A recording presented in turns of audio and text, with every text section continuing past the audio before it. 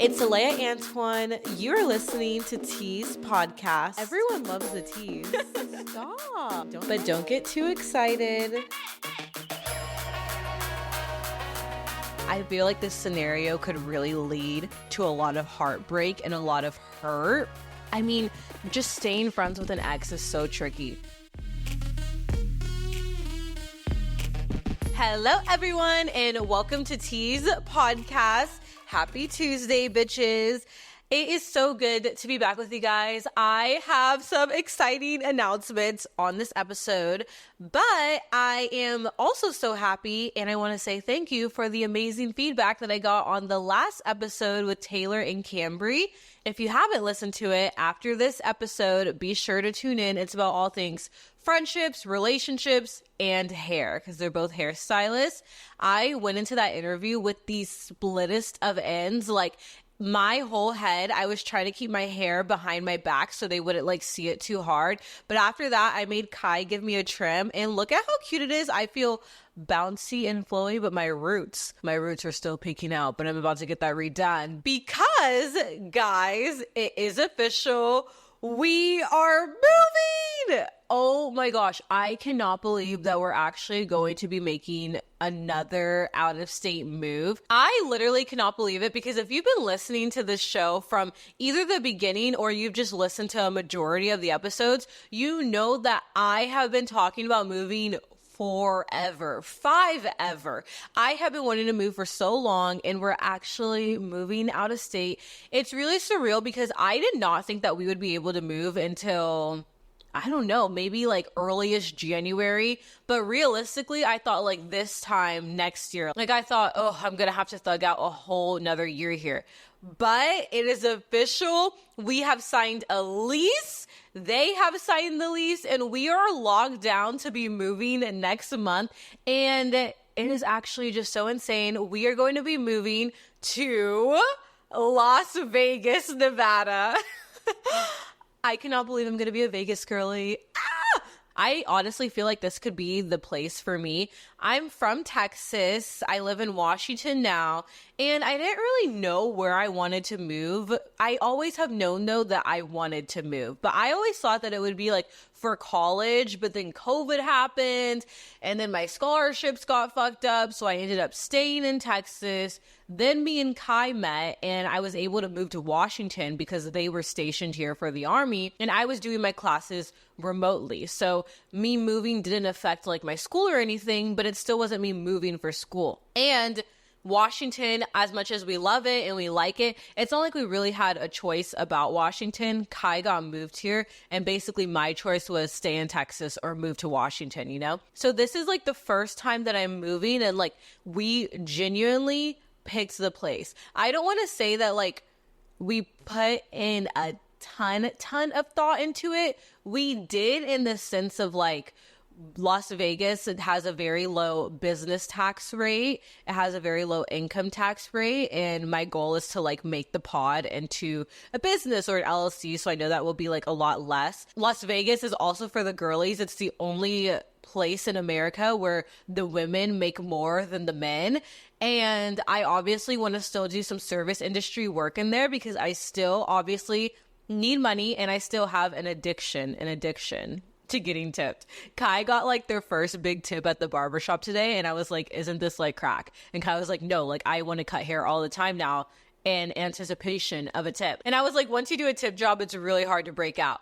But I think that the way that we ended up choosing Vegas was that I hate the cold. I am so happy and so blessed to not be spending another winter in Washington. If you like the cold, then good for you. You would love it here. But for me, I had some of the worst depression that I have ever had in my life being in Washington during the winter. I felt like my motivation was low. I barely got things done. I made so many terrible decisions. And honestly, I just was not loving life. I did not wake up sliving. I woke up another day of being alive. Like, that's the type of shit I was on. And I wouldn't say that I deal with depression on like a daily basis. I'm more in like the anxiety category, but like I can get to that point, and I felt like the winters were really causing that for me. I think that I'm someone who thrives in sunshine, who thrives in the heat. I mean, I like to dress slutty, guys. Like, I want to wear a mini skirt and a crop top.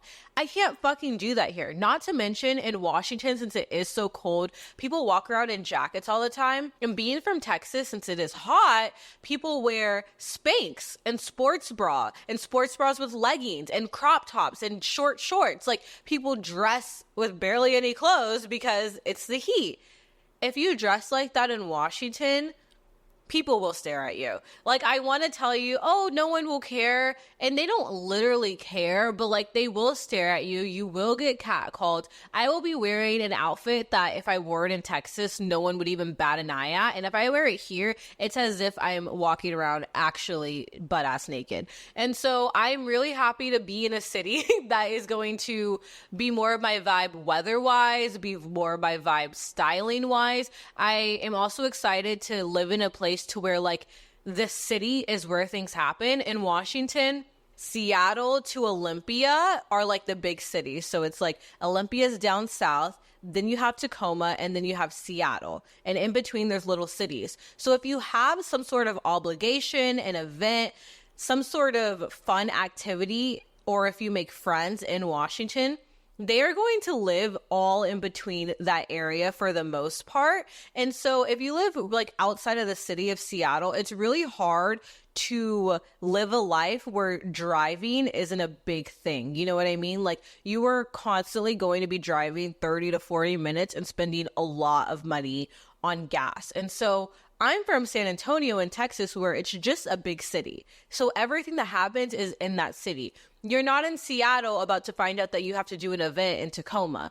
Like, it's one city, and so Vegas is one city, and I'm really excited for everything to just be in the same area. Everything to have the same city, comma, Nevada, you know? And I have to be honest, we have not been to Vegas a lot. We have only been to Vegas once. We went to Vegas once in May, but it was one of those things, and I think that me and Kai make a lot of decisions in life like this. It was one of those things to where it just felt right. It just felt natural, and you may be thinking, oh, of course it felt natural. You're probably drunk, and in Vegas, everyone feels like they should stay there. You know what I mean? But it didn't give that vibe. It more gave a vibe of like, I want to know more about the city, and I don't mean the strip, but I just love the environment. I'm so excited for the heat. It's less expensive than Cali. I wouldn't want to live in Florida. I wouldn't want to move back to Texas, and everything up north, whether it's East Coast, West Coast, has a severe cold front, and that's not for me. That's not my vibe. I want the desert. And it's funny because when I tell people here that I'm moving to Vegas, they all go, oh, you know, it's going to be hot. It's in the desert. Like, and they say it like a negative, and I'm like, no, that's what I fucking want. I want to be sweating my ass off. I used to do track and field in 100-degree weather. I am ready to thrive.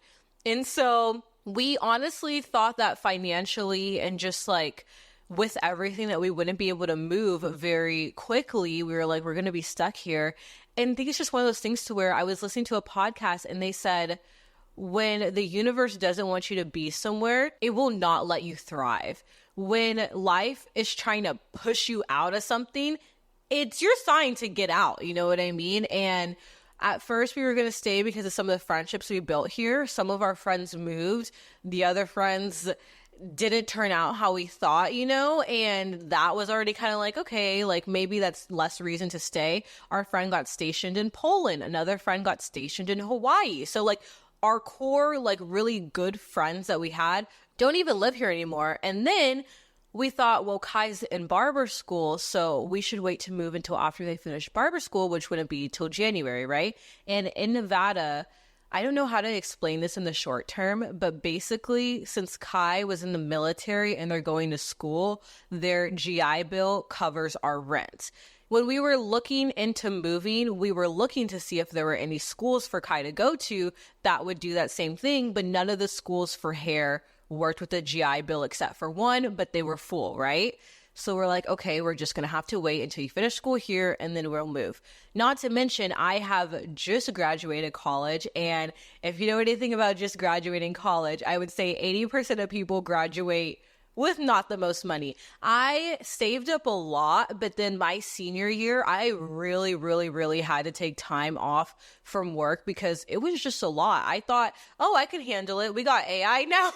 We got Grammarly. We got all of these helpful resources, and it was still really hard. And so I really wanted to focus on just graduating in good standing and getting like that magna cum laude. I don't know. It's just always been important to me. So I was like, well, you know what? It's good that we aren't moving right now because I don't think that I'm in a financial place to where I can, right? Then all of a sudden, a couple months ago, the school reaches out to Kai and they're like, we have a spot for December. Do you want it?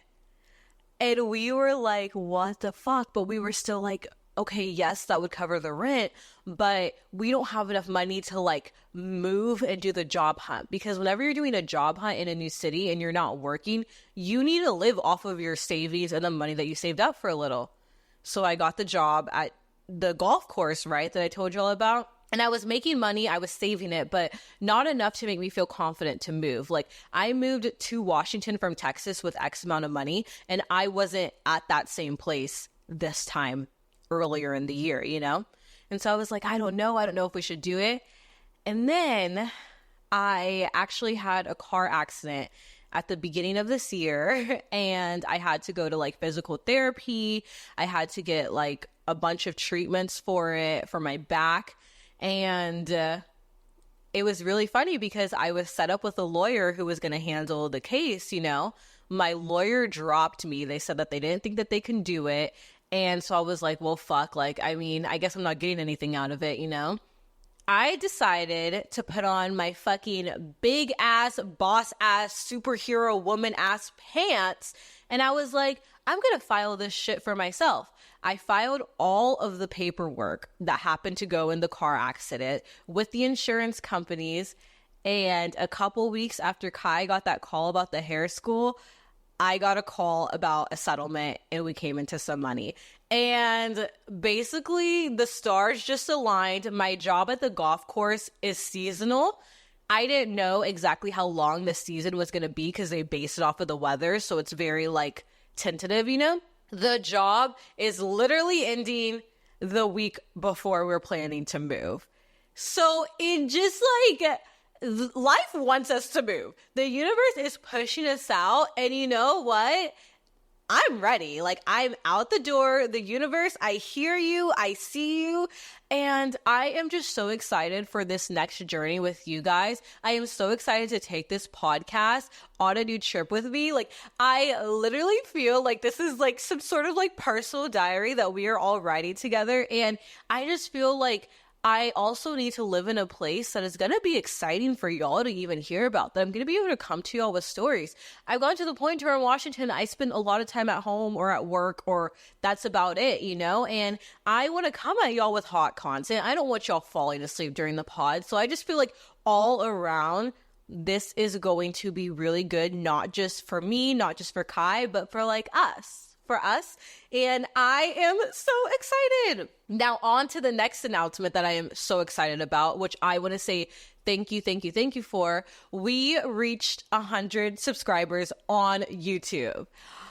I honestly can't believe it. Guys, YouTube is the one social media, I guess you would call it, that like I have never ever used before. Like when I was making a YouTube for this podcast, I was like, what the actual fuck do you do? I didn't know. It was giving when like your grandparents download Instagram for the first time to keep up with their family and they're like, what the fuck is this? You know what I mean? Like I had no idea what absolutely anything is. Yeah, I had a podcast before in the past, but that podcast was just audio.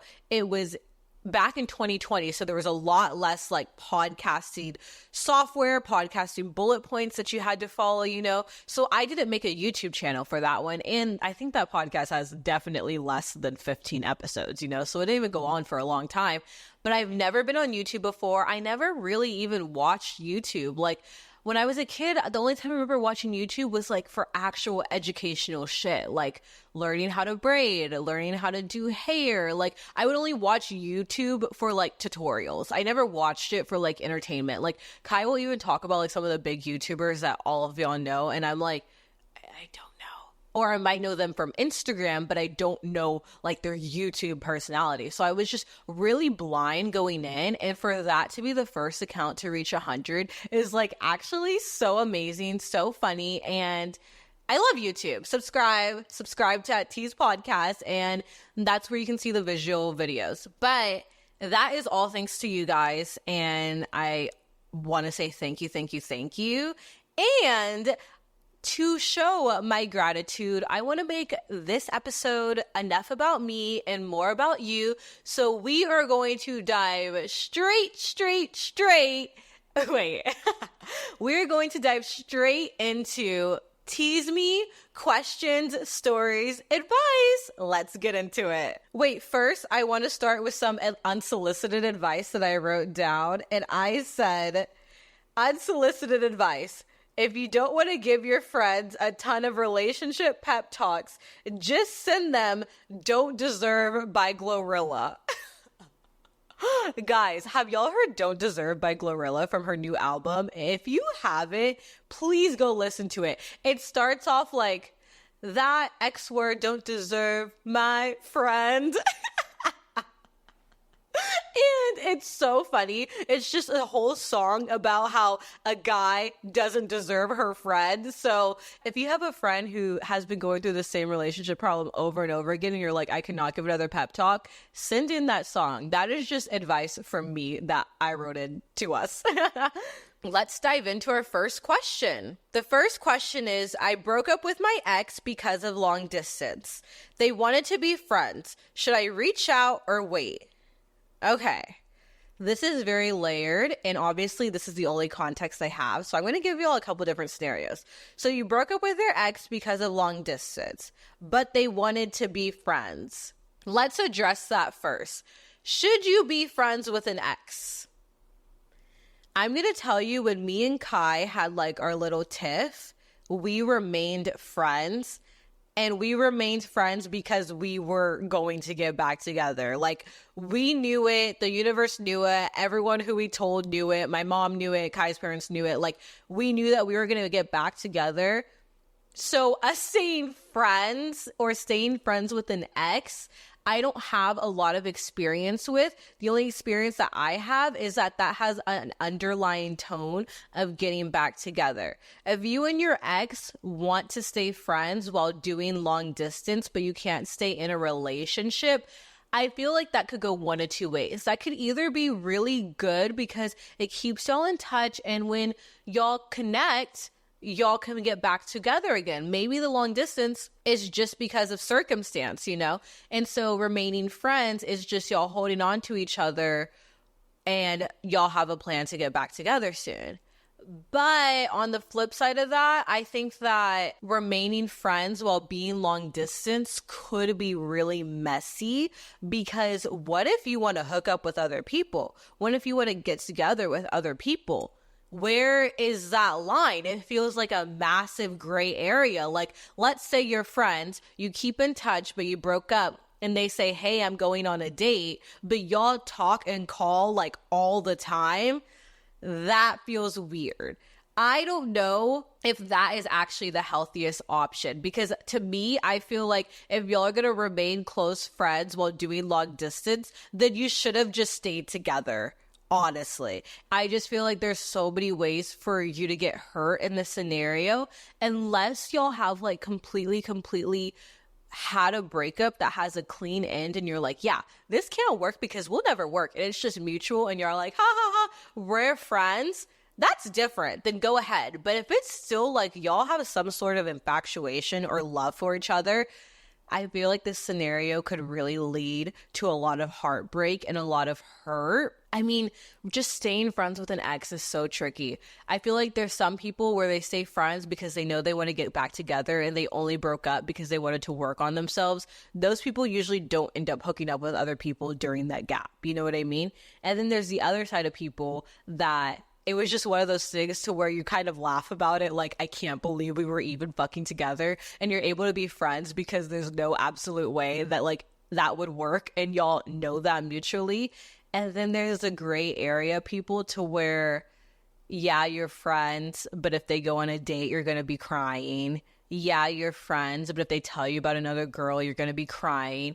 Yeah, you're friends, but you say I love you, but like you mean it. Yeah, you're friends, but you fuck. Like, I don't know. I feel like just remaining friends with an ex is already hard. And then with long distance is fucking hard on a relationship. Me and Kai did long distance, and I'm telling you that keeping up with someone long distance is a chore. A lot of my friends who are in Texas and we're long distance friends, we don't talk very often because it's a lot of work to do. We talk when we see each other. It's one of those things where we catch up.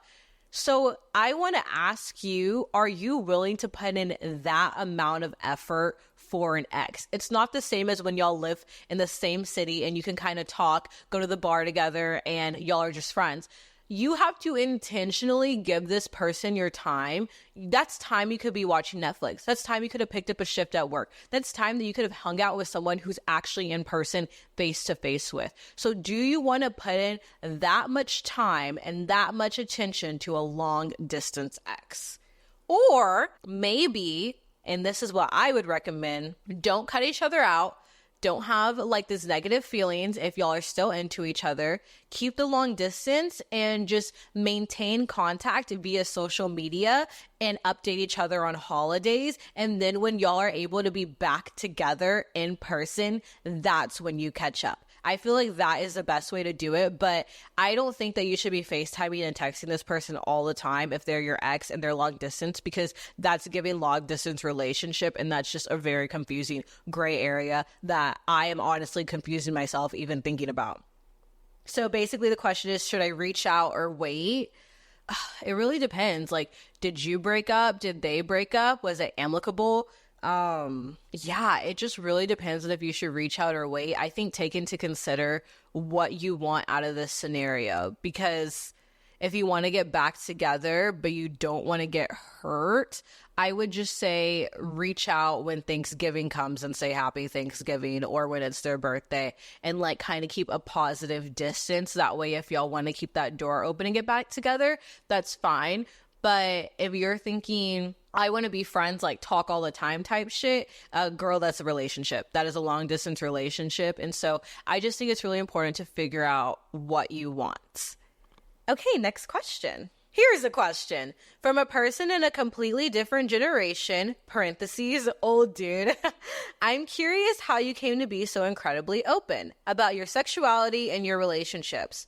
Definite contrast with how I was raised and how I approach the world. And second, do you feel a responsibility or a drive to be such an open book because it's a podcast, or it's just your natural approach to the world? I think you have a truthful and open platform. I enjoy your style and what I would call stream of consciousness podcasting. And I'm always struck with the way you weave together your stories and pieces of content. Thank you so much. And honestly, the fact that this question came from a quote unquote old dude that listens to Tease, I just want to say thank you. And I love that everyone and anyone can listen to this podcast. I know that like I am a woman, I'm Black, I'm queer, and I want this to be a space for anyone with those connections, but I also want it to be a space for anyone outside of that realm. I really don't want a podcast that ices people out and makes people feel isolated. I want everyone to be able to come here and find some sort of piece of, I don't know, some sort of piece of connection to it. Like whether it's just funny to you, whether it's entertainment, whether it's a life lesson, whether it's educational. I just want everyone and anyone to be able to get something out of this pod. And I'm just so happy that that is what's happening, because that is the goal. I don't want to divide or isolate. I really want this to be a place where we can all come together. Like, this is just for the cool ass bitches, you know? And so going into this question, how I became so open about my sexuality and my relationships, that's a good question. I think that as far as my sexuality, I think that I'm open with an ebb and flow, I will be honest. I'm very open on this podcast. I'm very open on my social media. I'm very open with like friends that I have or the queer community. But I will say that that's not always the case. Like being gay, as much as it is very accepted and open now, it is still in your everyday life something that's not always perceived as normal depending on what setting you're in. And so there are times where I find myself being a complete contrast to how I am on this podcast and being very closed off about it and not wanting to talk about it. Like how I told you when I first started working at the golf course and I didn't tell anyone that I was gay. If someone asked me about relationship and they used he pronouns, I would not correct them. And there's times where I have customers and they ask about my relationship and I just use the he pronouns as well. And it's not that I'm trying to deceive or be secretive. It's more just like, I don't feel like being the minority right now. I don't feel like facing potential homophobia. And whether it's not homophobia or it's just like that weird look where it's like, oh, girlfriend. Like, I just sometimes don't feel like it. I think I've said this in another episode. Like, I feel like I already wear my minorities of being Black and a woman on my sleeve. So sometimes with my sexuality, I'm going to admit, if it's in a space where I'm not 100% sure what the vibe is, I may not be as open as I am on here. And I think that in turn is why I'm so open on here, because I love that this is a safe space, or am at least working on creating a community where that feels safe. But I think another reason why I'm really open about it is because like Kai is amazing. Like, who wouldn't want to show off Kai? Like, I love my relationship. And so one of the reasons why I'm open is just because my relationship, at least to me, is so beautiful. It's so special. It's so hard to come across. And like, I'm the first person in my family in years to have a healthy relationship in my 20s that could actually become something very long term. Like, my mom, she was a very young mom, you know, and so she wasn't with my dad. She met my stepdad in her 30s. My grandmother's divorced. And so this just feels really special and amazing and awesome to me. So like, why wouldn't I talk about that? But yes, I am open on here, but I'm not going to like make you think that I'm over here screaming it from the rooftops every day and just like my public interactions, because sometimes I don't. And it's just simply because also, not everyone needs to know everything about you. Like, if I'm at the post office, I don't think the lady needs to know that I'm gay. Okay, next part of the question. Do you feel a responsibility or a drive to be an open book because it's a podcast? I guess I kind of addressed that, but I would say that I do feel a responsibility to be an open book on a podcast, because if I wasn't going to be an open book on here, why would I even make it in the first place? I also am just like a very open book in general, which I am actually working on. I am like someone who used to tell people every part of my life, you know what I mean? And not in like a trauma dump type of way, but like I wasn't mysterious enough. And I think I gave people too much to work with because they knew too much about me. So yes, I am naturally an open book. I mean, when I was growing up, I wasn't even allowed to say the word lie. And I don't mean like, oh, I wasn't allowed to lie. Like, I mean, my mom did not even like the word lie. She said fib. So like, I don't know, I guess maybe that's why, like, I just like have this deep shame of if I tell a lie, you know what I mean? Like, obviously everyone has secrets, everyone has white lies that they've told, but like, literally I was telling Kai, I was like, I could like lie about like one little thing and it will literally keep me up at night. So that might be why I'm an open book.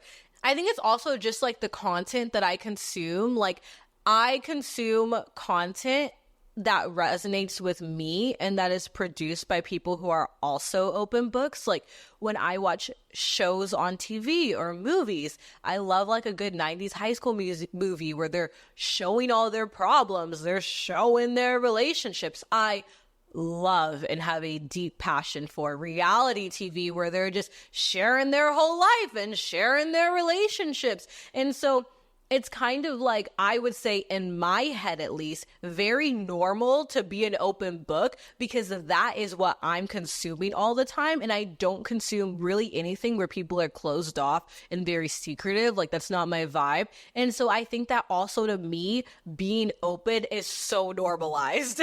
Like, I mean, that really shows that like the content that you consume like really has an effect on how you approach the world. And so since everyone that I listen to, when I listen to podcasts, I watch reality TV, those are all people who are very, very open.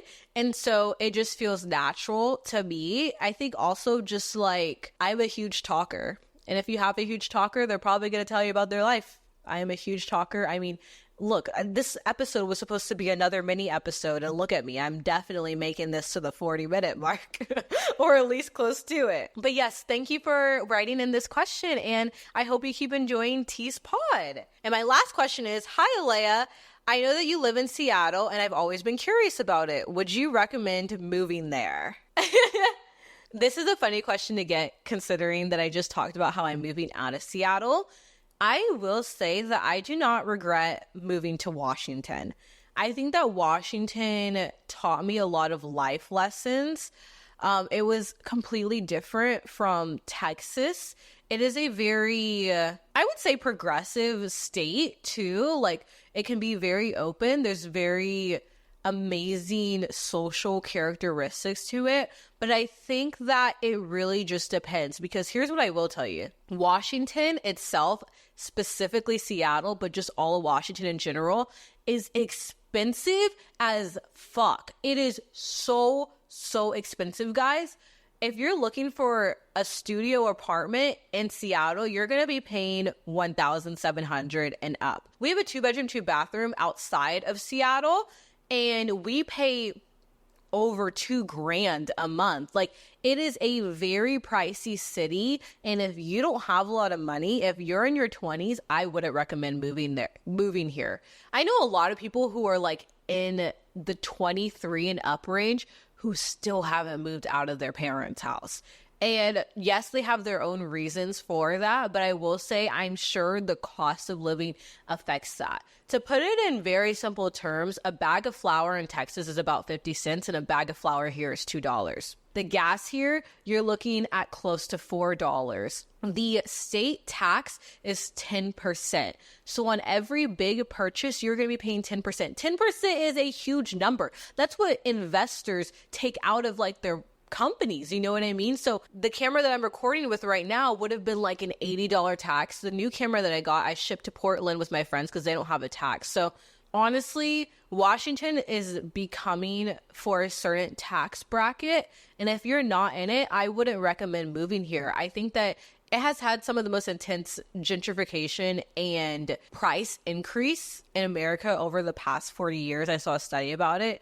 And so it is very, very expensive. And that's part of the reason why I'm moving, because I want to make my dollar stretch and I want to enjoy life. And I don't want to always be on a budget in an expensive ass place. Like in Texas, I was able to do so many more fun things because I wasn't constantly worried. In Texas, so many of my friends had their own apartment because it was achievable. You know what I mean? And I will say that like it's dark for half of the year. It is dark from November to about February, March at 4:30.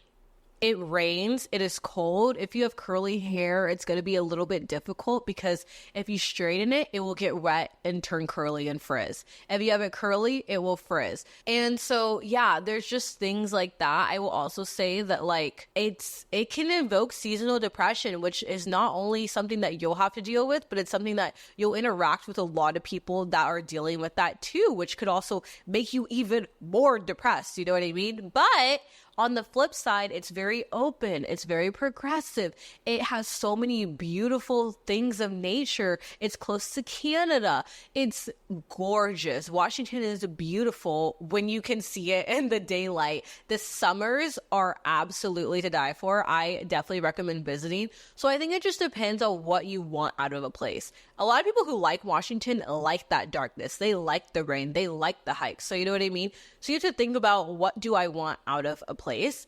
And so yeah, I would recommend moving to Washington for some people, but I also would not recommend it for others. It just really depends on what you're working with and what your goals are out of a new place. Okay, that was everything that I had for you guys today. I am so happy to let y'all in on our dirty little secret that we've had for like a couple weeks.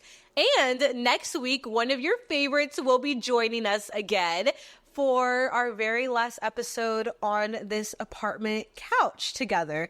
And I am so excited for y'all to see it. I'm so excited for this journey. Guys, we are going to turn Tease podcast the fuck up. I'm so excited. Be sure to subscribe on YouTube. Be sure to follow on Instagram at Tease Pod, at Tease Podcast, on all other platforms. I am at Alea Antoine. And please, please, please rate, review, 5 stars on Spotify and Apple. And I will see y'all next Tease Tuesday. I love you guys. Bye. We're going to bed.